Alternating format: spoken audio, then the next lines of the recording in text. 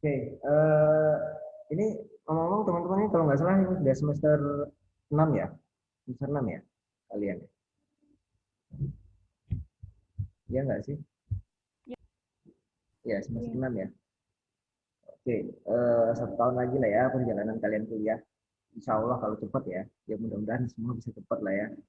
Jangan sampai molor ya. Karena kan kalau udah molor itu semuanya ketunda ya. Naik pangkat, kalau udah bagian udah kerja juga ketunda. Ya. Mau nyari kerjaan lebih baik ketunda. Mau nikah juga ketunda kan gitu. Jadi kalau bisa cepat, makanya harus dipersiapkan skripsinya. Nah, teman-teman,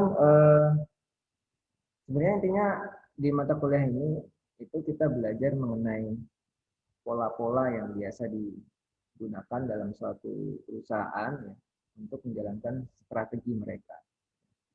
Karena kan kita tahu dalam suatu organisasi, ya, baik itu bisnis, profit maupun non profit, ya itu kan pasti mereka menghadapi tantangan yang dinamis, baik dari lingkungan mikro maupun makronya. Biasanya khususnya terkait dengan persaingan, ya pesaingnya. Jadi kalau misalkan mereka itu tidak membuat strategi yang tepat, gitu kan, untuk bisa bersaing, nah itu ya, yang dikhawatirkan lama-lama mereka akan bangkrut atau likuidasi, gitu kan, karena apa, mereka tidak mampu bersaing di lingkungan eh, yang apa bisnis terkait. Nah, pada pertemuan sebelumnya sebelum UTS kita belajar mengenai analisa lingkungan. Ya, terakhir kita belajar mengenai SWOT, Strength, Weakness, Opportunity sama Threat. Ya. Nah dari situ kita juga belajar bagaimana sih ya, mindset dari apa namanya seorang pemikir strategis itu. Jadi mindset seorang pemikir strategis itu ya, dia pasti memetakan dulu apa yang menjadi kekuatan saat ini, apa yang menjadi kelemahan saat ini, ya, kemudian dia kaitkan dengan isu-isu lingkungan makro dan mikro di sekitar suatu organisasi yang itu bisa dijadikan sebagai komponen peluang maupun ancaman. Dari situlah kemudian dia istilahnya mengambil posisi lah. Nah, baiknya perusahaan ini di mana posisinya, apa yang harus dilakukan. Nah, cuman dalam suatu perusahaan ya, itu ada istilahnya level corporate, level bisnis sama level fungsional. Khususnya perusahaan yang udah multi bisnis ya, udah perusahaan holding. Ya. Contoh misalkan seperti nanti kalau yang di sini itu seperti Bakri, ya, perusahaan Bakri Group. Dia kan perusahaan holding, dia punya unit bisnis, ya. Unit bisnis di apa namanya pertambangan, unit bisnis di properti, di keuangan, telekomunikasi. Nah, yang di holdingnya itu levelnya corporate, di holding atau di kantor pusatnya lah kalau sering kalian. Kemudian yang di bawahnya lagi, yang di unit-unit bisnisnya itu levelnya adalah strategi level bisnis. Kemudian semakin bawah, yang di bawahnya lagi, biasanya kalau dalam suatu perusahaan kan ada fungsi pemasaran, fungsi SDM, ya, fungsi apalagi akuntansi keuangan gitu ya. Nah itu fungsional namanya. Jadi kalau bicara strategi, strategi level fungsional. Ya.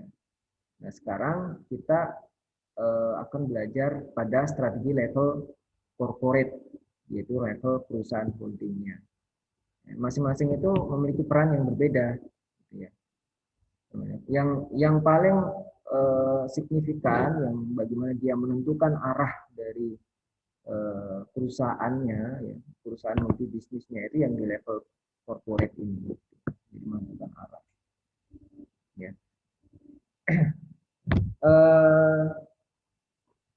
Materi ini saya ambil dari bukunya M. Taufik Amirin, sudah ada di RPS, kalian bisa baca nanti, atau kalian juga bisa mencatat, ya. Untuk silahkan nanti saya share juga ini. Nah, ini contoh ya. Ini adalah struktur organisasi. bisnis Bakri and Brothers. Ya. Nah, kalau kita lihat di sini, nah ini ya, Bakri and Brothers itu dia membawai beberapa unit bisnis. Ya. Dan biasanya disebut juga dengan SBU. SBU itu strategic business unit, ya, atau unit bisnis strategis. Ya.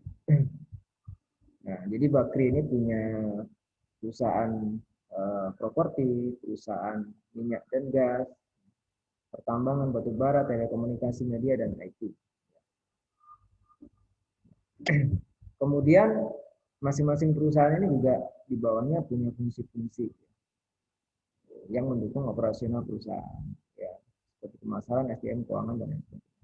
Nah, jadi masing-masing ini kalau kita membicarakan mengenai strategi, ya, maka masing-masing memiliki pola yang berbeda. Sehingga ada tiga jenis besar strategi jika dilihat dari struktur perusahaan.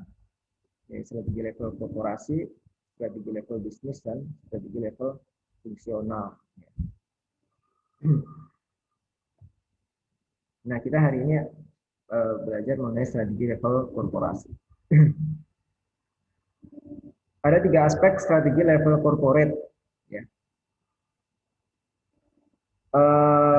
Yang pertama adalah directional strategi atau strategi pengarahan. Jadi perusahaan mau dibawa kemana, mau diarahkan kemana. Nah, itu ada 3 jenis, yaitu growth atau pertumbuhan. Ya, perusahaan mau dibawa ke strategi pertumbuhan, atau strategi stabilitas, atau strategi penghematan.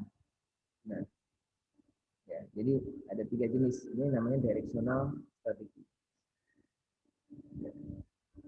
Nah, ini bisa ditentukan sesuai dengan analisis yang dilakukan oleh perusahaan. Biasanya perusahaan yang misalkan market share-nya udah jenuh gitu ya, produknya udah usang, banyak produk-produk baru dengan teknologi terbaru. Nah, seperti itu, maka kalau pakai strategi pertumbuhan ya nggak cocok. Ya. Mungkin cocoknya bisa pakai strategi stabilitas atau penghematan. Kemudian yang kedua, portofolio strategi. Kalau portofolio strategi ini analoginya seperti kalian berinvestasi di keuangan. Investasi keuangan itu kalau kalian buat portofolio kan kalian bisa investasi di saham, investasi di emas, investasi di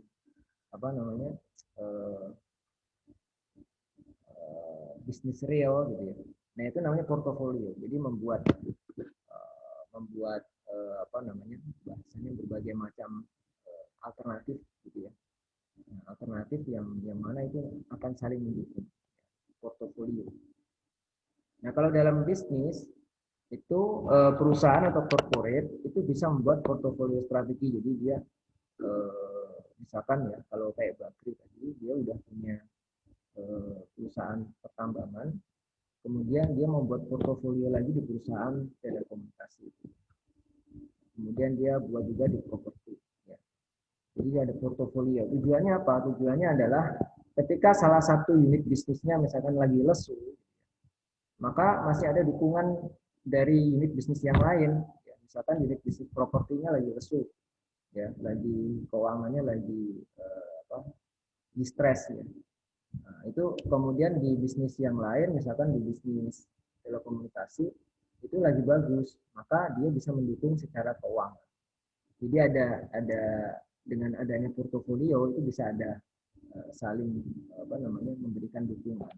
Sama ketika di dalam konsep investasi itu kan, don't put your egg in the one basket kan. Jadi jangan tempatkan telur pada satu keranjang kan.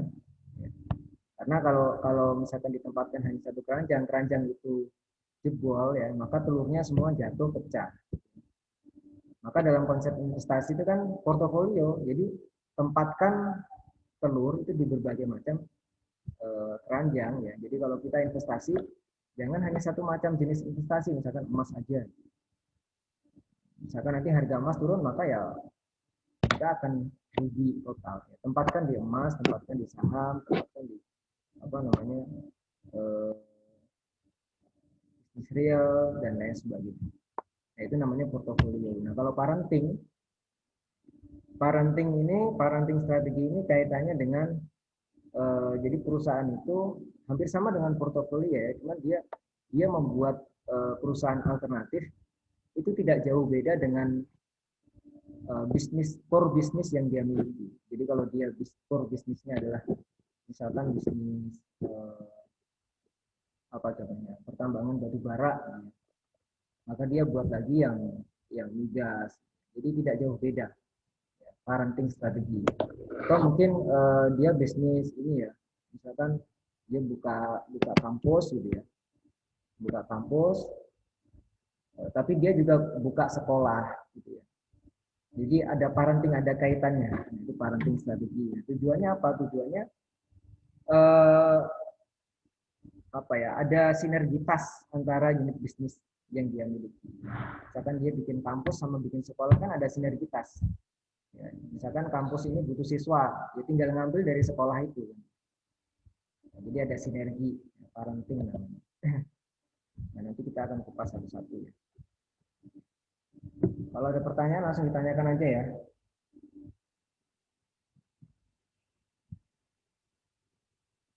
Uh, Directional strategi. Nah, tadi ada 3, strategi pertumbuhan, strategi stabilitas, sama strategi yang satu lagi adalah strategi apa tadi? Penghematan ya. Nah, kita awali dari strategi pertumbuhan.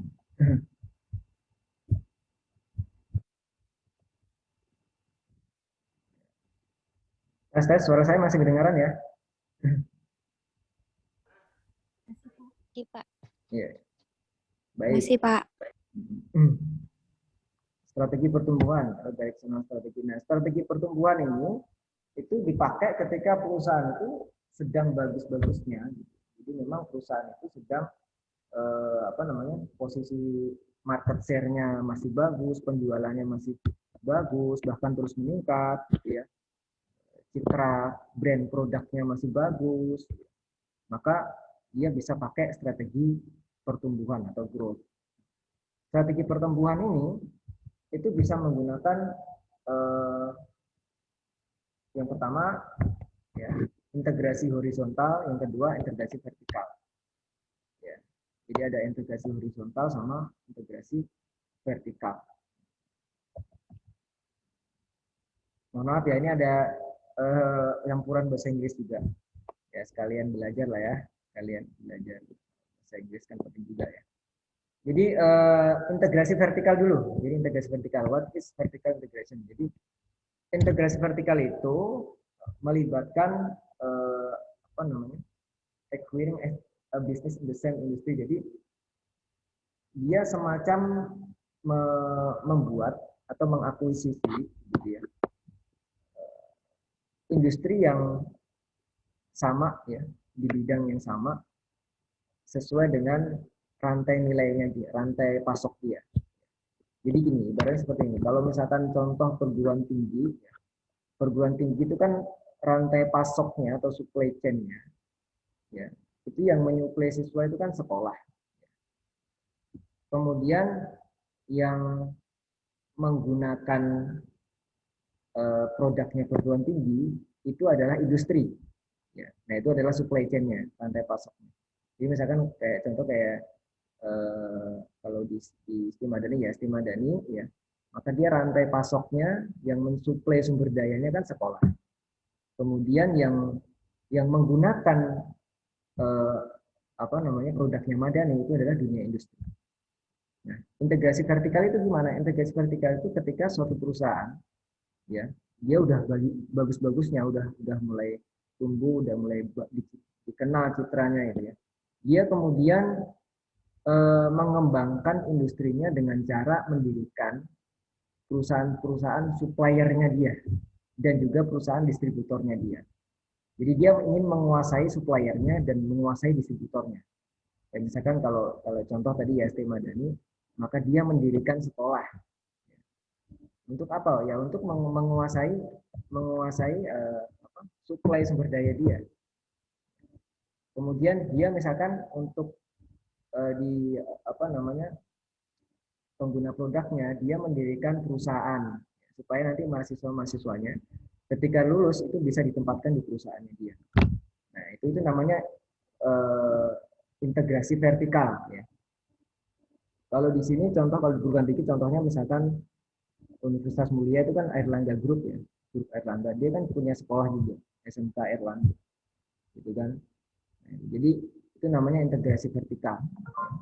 Baik dia melakukan akuisisi ya pada bisnis di suppliernya maupun di distributornya. Nah, itu semua integrasi vertikal. Nah, gambarannya seperti ini ya. Nah, kalau ini contoh misalkan perusahaan manufaktur ya. Raw material itu kan bahan bahan bakunya ya. Kemudian nanti manufacturing diolah, didistribusikan, kemudian baru dijual di retail, jual di ke konsumen pertama. Nah, di sini integrasi vertikal itu bisa forward, bisa backward.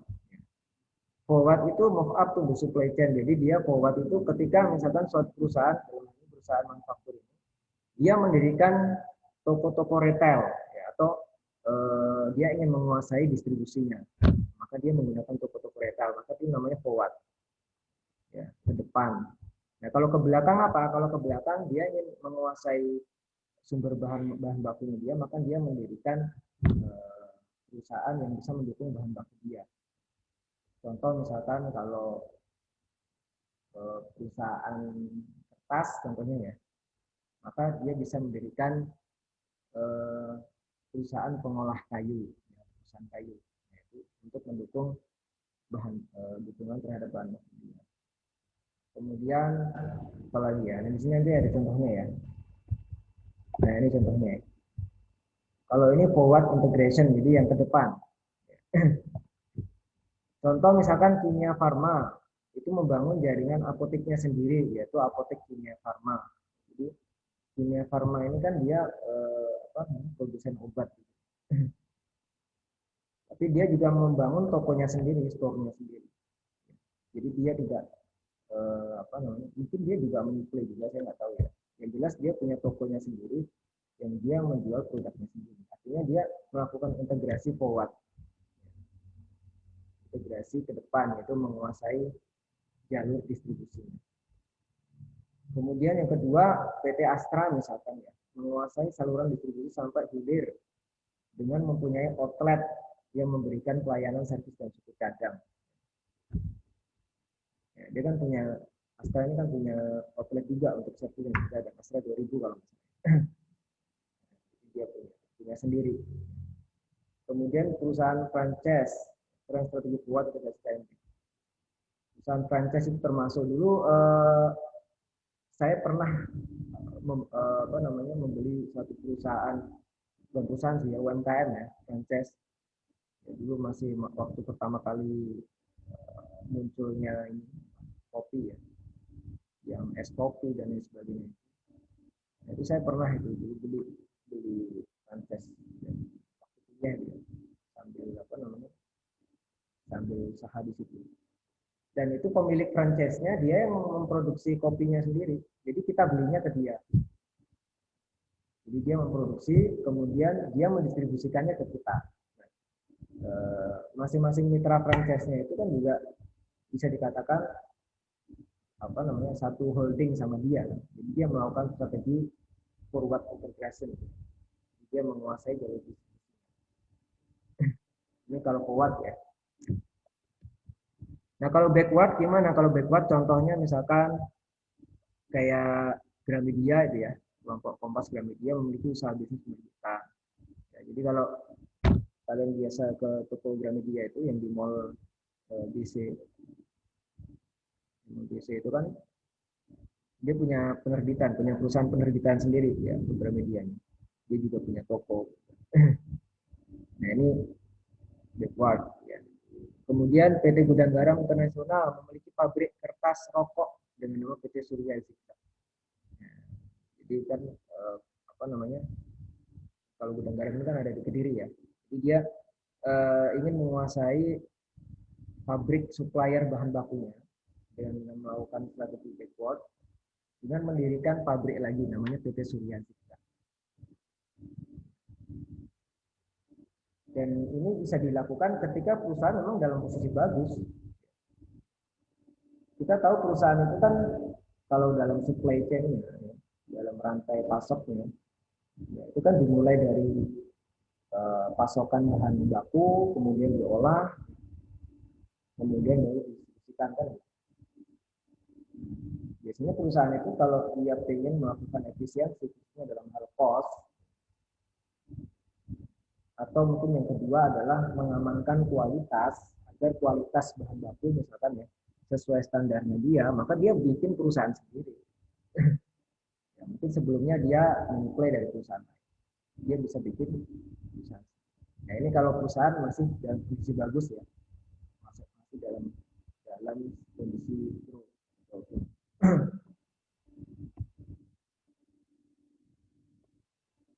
Nah ini keuntungan daripada vertical integration, itu bisa dipahami ya. Jadi di sini salah satunya adalah dia bisa mengontrol. Jadi dia punya wewenang melakukan kendali terhadap supply chain-nya dia, rantai pasoknya. Yang biasanya dia dipasok oleh perusahaan lain, dia tidak bisa mengontrol itu dari segi kualitas, dari segi harga. Nah sekarang dia punya perusahaan sendiri, maka dia bisa mengontrol itu. Mengontrol khususnya adalah kualitas dan efisiensi biaya dan lain sebagainya ya.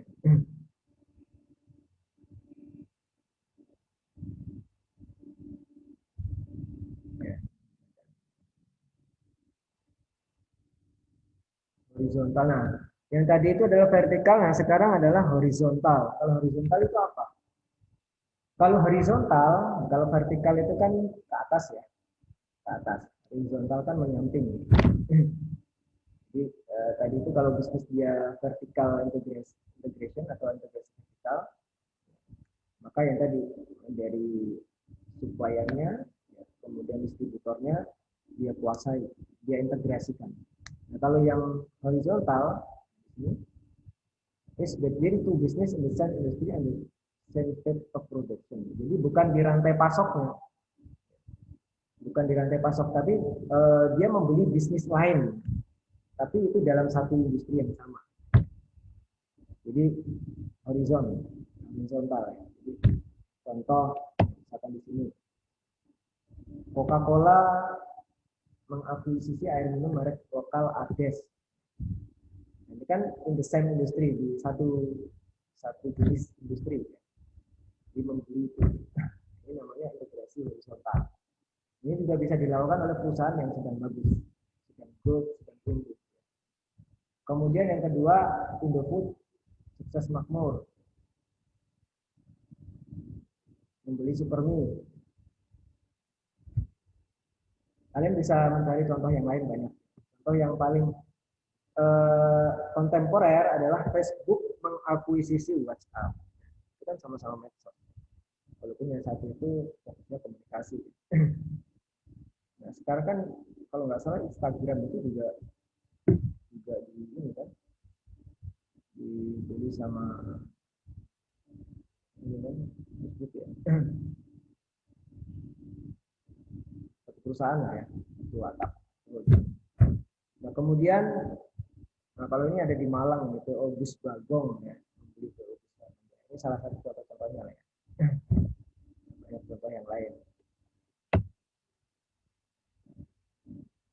Nah, take over direction. Jadi ini tadi ya, ini pengertian dan contohnya. Forward, backward, horizontal. Sebenarnya ada satu lagi namanya konglomerat ya, konglomerat. Konglomerat. Nah, ini diversifikasi. Where the acquisition has no clear connection to the business value.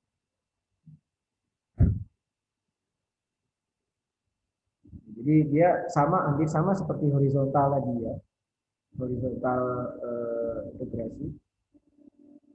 Tapi kalau integrasi horizontal tadi di bisnis yang jenisnya sama, tapi kalau konglomerat ini beda. berbeda jenis bisnis.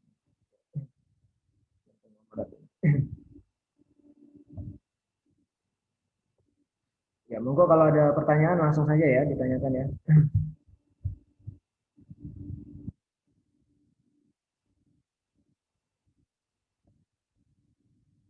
Nah, tadi itu adalah strategi pertumbuhan atau growth strategi. Selanjutnya, itu adalah strategi stabilitas. Jadi perusahaan yang memang dia kondisinya sedang apa ya, dikatakan tumbuh juga enggak, dikatakan turun juga enggak, ya stabil aja. Jadi market share-nya pasarnya itu udah mulai menunjukkan tanda-tanda ada kejenuhan terhadap produk dia. Maka apa yang harus dilakukan? Mungkin bisa pakai strategi profit atau profit strategi. Jadi fokusnya adalah ya yang penting dapat keuntungan lah. Meskipun perusahaan pada kondisi ini itu kalaupun dia dapat keuntungan pasti jangka pendek, hanya jangka pendek. Secara jangka panjang itu masih debatable, masih jadi tanda tanya. Apakah perusahaan ini bisa bertahan atau enggak? Nah, ini jadi masalah adalah seperti itu.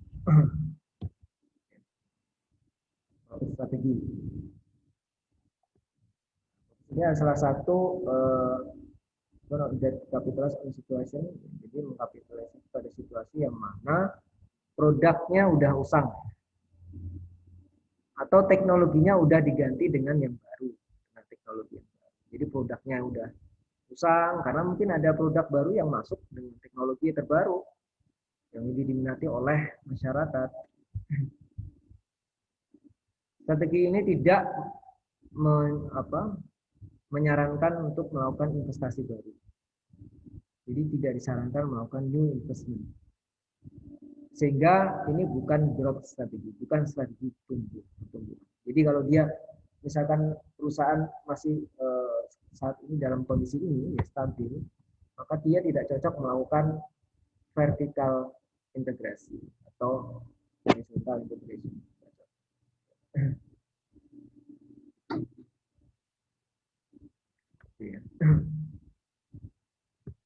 Perusahaan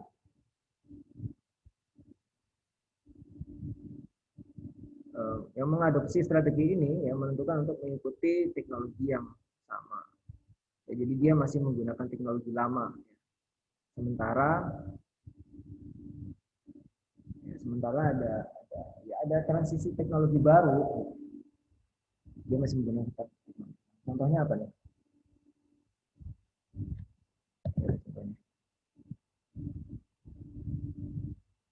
Apa ini contohnya? Ada yang bisa memberikan contoh nggak teman-teman mahasiswa? Perusahaan yang sudah stabil dan cocoknya dia pakai profit strategi.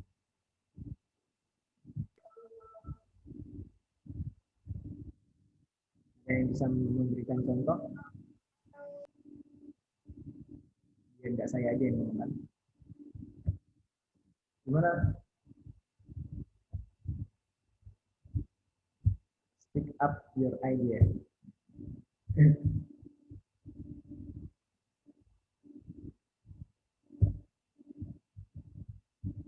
Ada? Apa kira-kira jawabannya?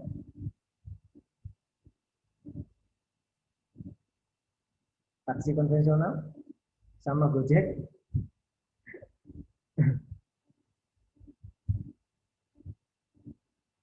Apa ada ide nggak? Coba deh, saya mau komunikasi dulu. Ini ada yang mau ngomong, silakan monggo nggak apa-apa.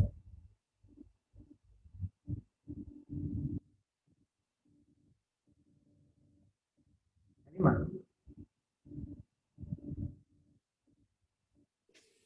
Contoh perusahaan apa tadi, Pak?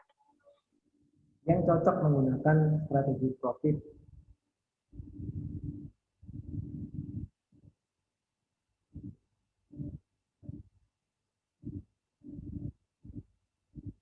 Perusahaannya yang stabil, tumbuh enggak, bangkrut juga enggak,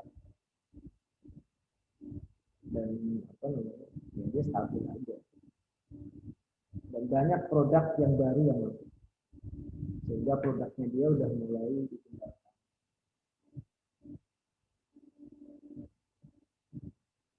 Ada contoh nggak?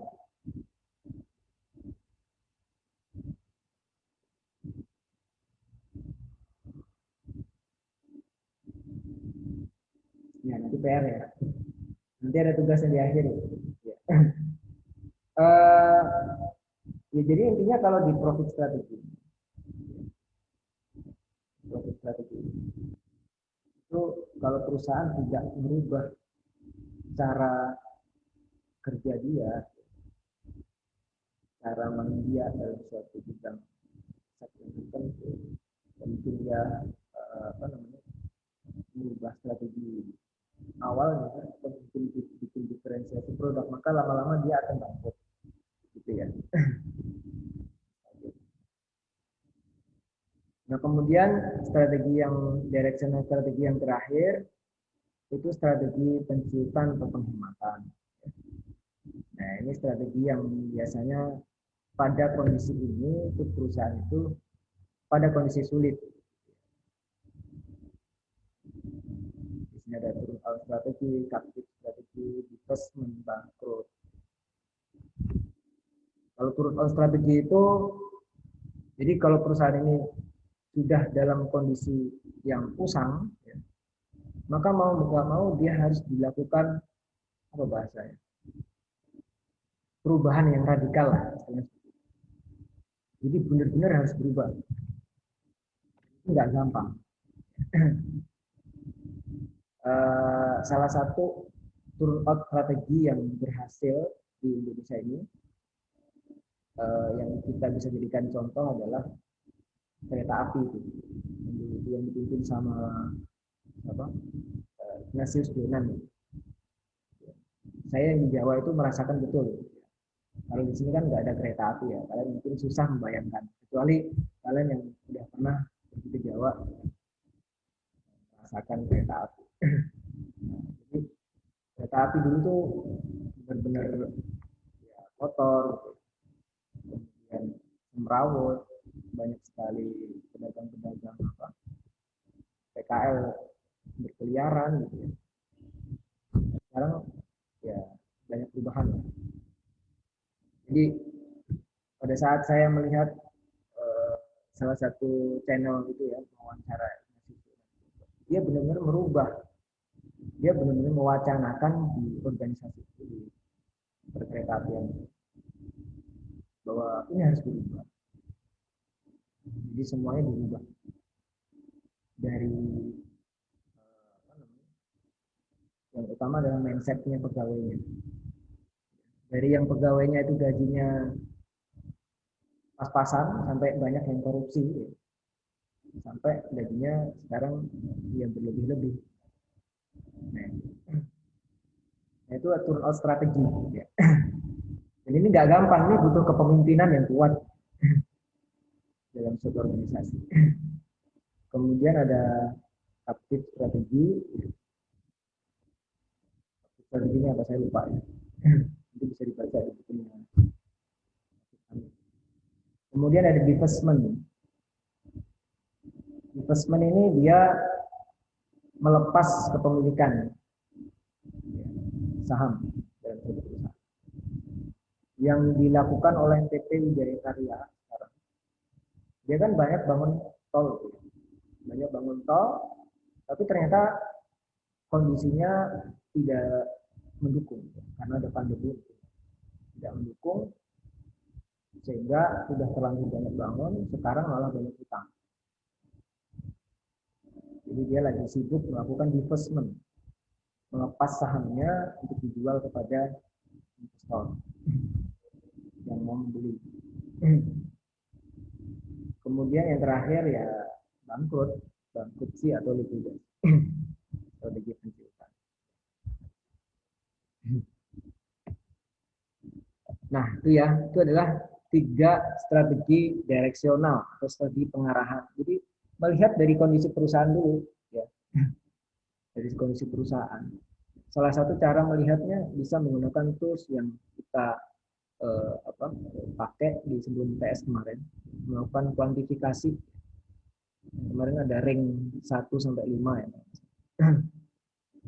Itu kalau misalkan perusahaan itu sangat rendah nilainya, itu bisa dikatakan ya, dia harus apa namanya, harus benar-benar memikirkan untuk membuat strategi baru atau melakukan perbaikan. Nah, kemudian yang terakhir portofolio strategi. Ya, tadi sudah saya sampaikan. Ya, intinya adalah dia membuat perusahaan-perusahaan alternatif lain. Nah, ini salah satu contoh melakukan analisis di portofolio ya, strategi ya. Namanya ya, BCG Growth Share Matrix. Jadi ini semacam matrix. Matrix ini ukurannya ada 2. Dari pertumbuhan pasar sama market share ya, relatif. Sorry, pertumbuhan penjualan. Pertumbuhan penjualannya sama pangsa pasar relatifnya. Maksudnya itu dibandingkan dengan pesaing yang paling memimpin ya dalam bisnis tersebut, itu relatif market share.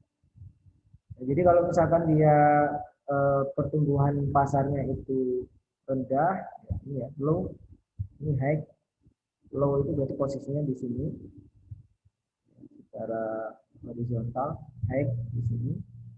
Nah, kemudian kalau yang market share low di sini, kemudian high di sini. Nah, ini semacam matriks. Jadi kalau misalkan kita lihat ya, misalkan perusahaan itu, nah ini ada istilah dog, anjing. Ya, apa memang artinya anjing kan? Jadi pertumbuhan penjualannya rendah, kemudian pangsa pasarnya rendah juga. Jadi itu berarti dia di sini ya, ini ada keterangannya low market share and good trend, kemudian break even level and output. Nah, jadi di sini pemasukannya itu udah kembali modal aja lah pokoknya. Dan banyak outflow cash, jadi banyak mengeluarkan kas. Karena ya itu tadi penjualannya kan low, kemudian pangsa pasarnya juga low. Discontinue investment, jadi tidak ada investasi baru, nggak ada. Menggunakan cash untuk ya fokus kasnya itu ya supaya apa ya? Supaya dapat keuntungan aja lah, intinya seperti itu. Nah, kemudian ada lagi di sini cash cow ya. Atau bahasanya di sini cash sapi perah ya bahasanya kalau dalam buku itu. Jadi penjualannya pertumbuhannya rendah, tapi pangsa pasarnya masih tinggi. Jadi produk itu sebenarnya itu masih apa ya, masih ada peluang untuk bisa diinginkan oleh masyarakat, tapi penjualannya rendah.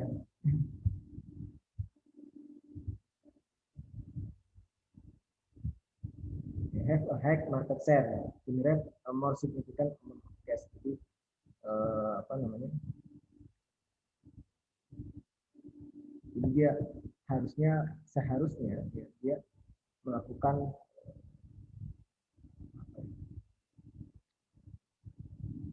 seharusnya dia bisa mendapatkan peluang untuk menjual lebih banyak seharusnya. Maka dia harus memikirkan gimana strateginya. Karena sebenarnya pangsa pasarnya itu masih bagus.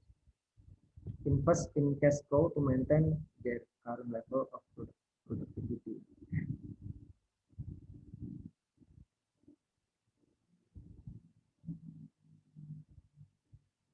Maksudnya ini harusnya dia melakukan investasi ya, untuk gimana supaya produktivitasnya itu naik, gitu. Supaya dia bisa memaksimalkan penjualannya. Kemudian yang paling bagus itu ini star, bintang, hack sama hack.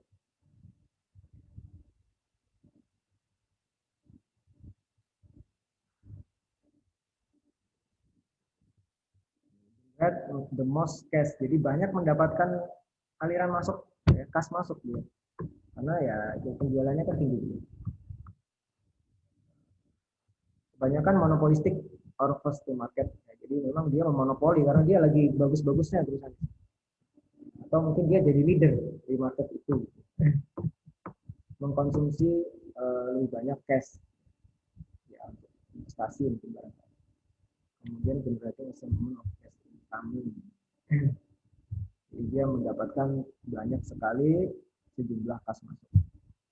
Nah, jadi matrix ini cara menggunakannya seperti ini. Nah, ini contohnya ya. Ini kan perusahaan Nestle ya, Nestle Group.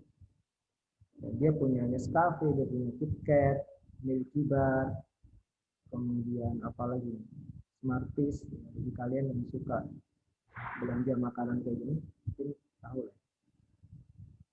Nah, di sini dia letakkan ini KitKat ini letaknya di mana saat? Tesco, Corridor, Map. Nah, di sini yang Nescafe ini yang diletakkan di head market share and head market growth.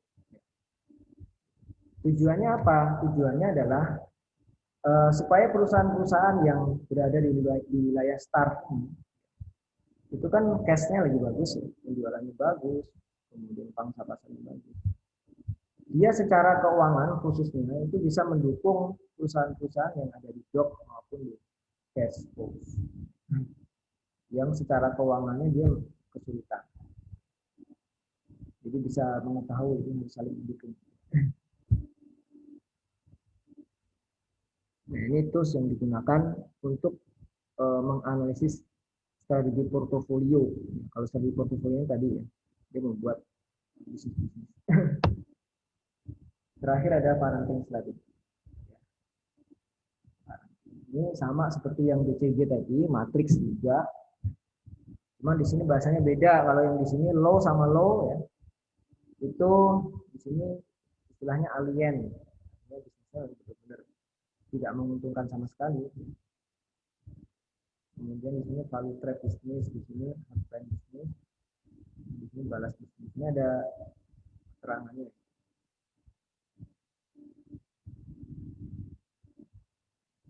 Jadi kalau dalam parenting ini ukurannya adalah yang di sini, yang di hardline bisnis ini, high ini maksudnya adalah apa ya? Jadi bisnis itu sangat terkait erat dengan core bisnis dari perusahaan induknya atau parentnya. Ya, misalkan kalau di Bakri tadi ya, parentnya itu perusahaan induknya atau core bisnisnya itu adalah misalkan pertambangan. Maka di sini perusahaan migas ya, itu termasuk hardline bisnis. Tapi kalau misalkan Bakri gitu ya, mendirikan perusahaan misalkan contohnya mendirikan pendidikan lah ya, kampus atau perguruan tinggi, mungkin bisa jadi dia masuk di alien sini, karena itu sangat jauh dari parentnya, ya, low. Jadi ibaratnya dia bahasanya seperti itu. Parenting strategi. Jadi dia sebenarnya semakin dia membuat unit bisnis yang terkait dengan karakter dari parentnya, bisnis utamanya dia, ibaratnya bisnis core-nya dia, maka itu semakin bagus menurut analis dia, karena dia bisa mungkin melakukan kerjasama dalam sumber daya dan lain sebagainya. Ya, ini mohon kalau ada pertanyaan silahkan ditanyakan.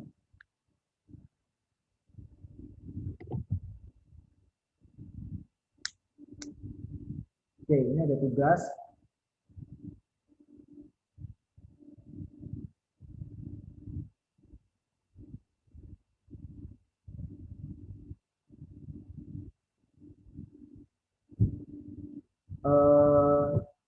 Kemarin kan kalian sudah pernah bikin kelompok ya.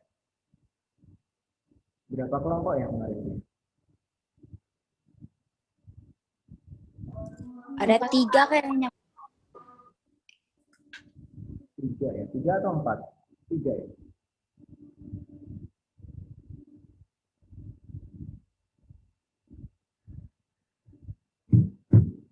Nah, ya intinya ini sebenarnya tugas kelompok ya. Ada 3 atau 4 sih kemarin? Bener 3 ya? Siapa? Lupa, Pak. 4, Berapa Pak. kelompok? 4. 4. 4. Iya. 4. Oke, 4 ya, berarti ya. Pas. Di sini ada 4. Ada vertical integration, ada horizontal integration, ada profit strategy, ada turnaround strategi. Nah, semua ini adalah strategi level korporasi.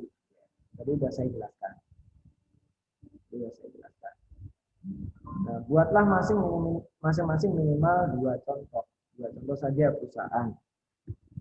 Ya, terserah mau mengambil perusahaan lokal atau perusahaan nasional atau internasional. Ya, terserah. 2 contoh, dan ini berarti dibagi ya, vertical integration kelompok 1, horizontal integration kelompok 2, profit strategi kelompok 3, turnaround strategi kelompok 4. Ya, jadi kalian bisa searching lah di Google. Ceritakan mengenai profil singkat perusahaan tersebut hingga akhirnya mendapatkan strategi. Jadi nggak cuma mentang-mentang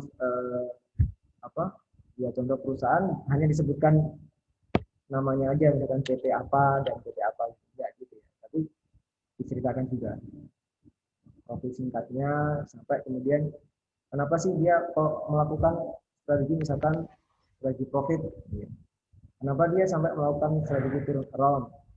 Walaupun mungkin secara tekstual di bacaan situ mungkin tidak disebutkan ya kalau dia melakukan strategi profit, tapi menurut Anda, menurut analisa kelompok Anda, oh ini perusahaan ini sedang melakukan strategi profit atau mungkin turnaround strategi.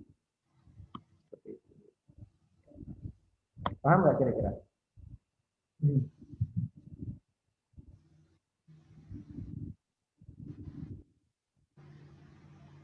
Paham ya? Ada pertanyaan nggak sampai sini?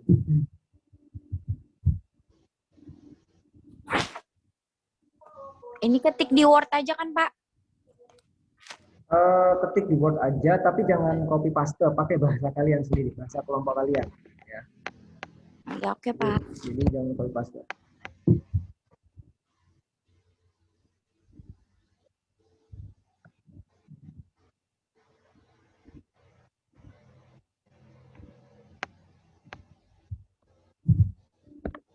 Oke ya. Saya nggak tahu teman-teman kemarin udah dikasih nomor nggak kelompoknya. Atau kelompok 1, kelompok 2, kelompok 3, kelompok 4. Kalian atur aja lah. Kalian atur aja. Seperti apa gitu sih. Kemudian mau dikumpul kapan ya?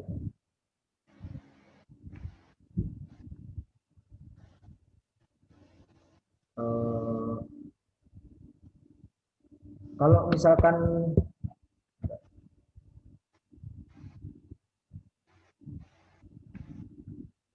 oke, nggak apa, dikumpulkan kapan kira-kira? Mau dikumpul kapan kalian?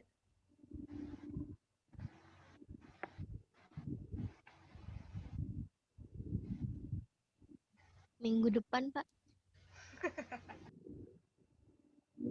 Hari Minggu aja, Pak.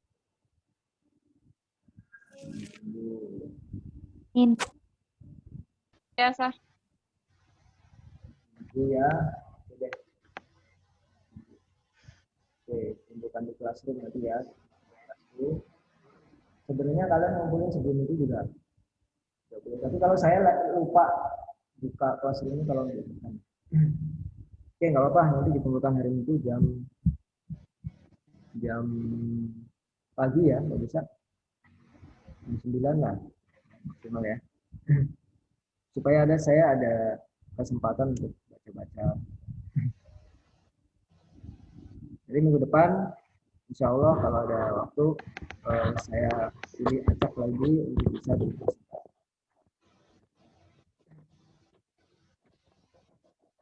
Itu ya, kira-kira ada lagi nggak? Ada pertanyaan nggak? Bapak, aduh. Ya, ya. Kak Indah katanya dia izin, Pak. Oh ya, yang pindahan itu ya. Iya. Oke. Ya, nanti dikasih tahu aja ya tugasnya. Iya, Pak. Baik, ada pertanyaan? Tanya lagi.